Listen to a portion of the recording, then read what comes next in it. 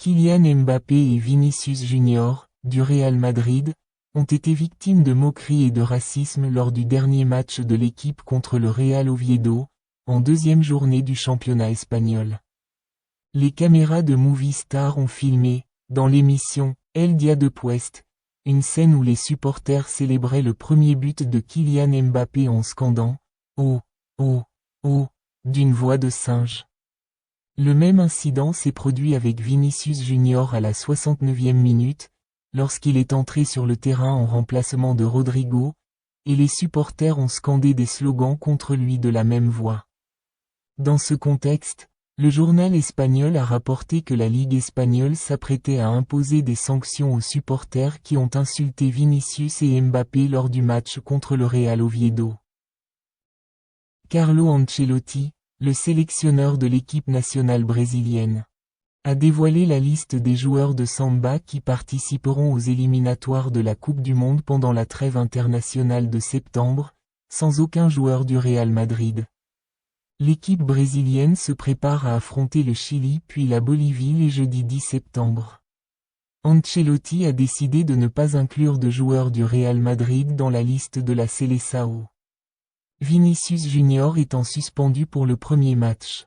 L'entraîneur italien a décidé de ne pas le convoquer du tout. La presse avait précédemment expliqué qu'Ancelotti n'envisageait pas de convoquer Militao, d'autant plus qu'il revient d'une longue blessure. L'entraîneur italien préfère qu'il se repose et compte sur lui pendant les prochaines trêves.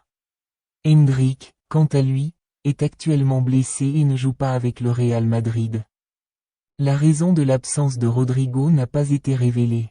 Dans le même contexte, Ancelotti a convoqué Rafinha, la star du FC Barcelone, pour la liste brésilienne.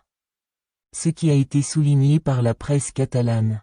Le journal Mundo Deportivo a commenté l'affaire, indiquant qu'Ancelotti était toujours intéressé par son ancienne équipe, le Real Madrid.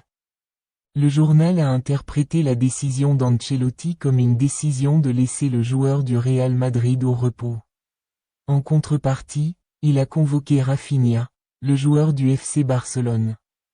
Pour 2 matchs sans grande importance, d'autant plus que le Brésil est déjà qualifié pour la Coupe du Monde.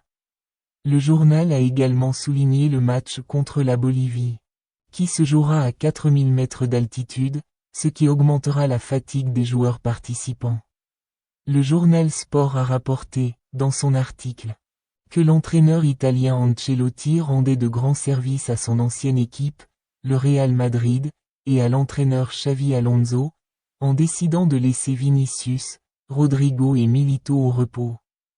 Mais qu'il avait décidé de convoquer Rafinha.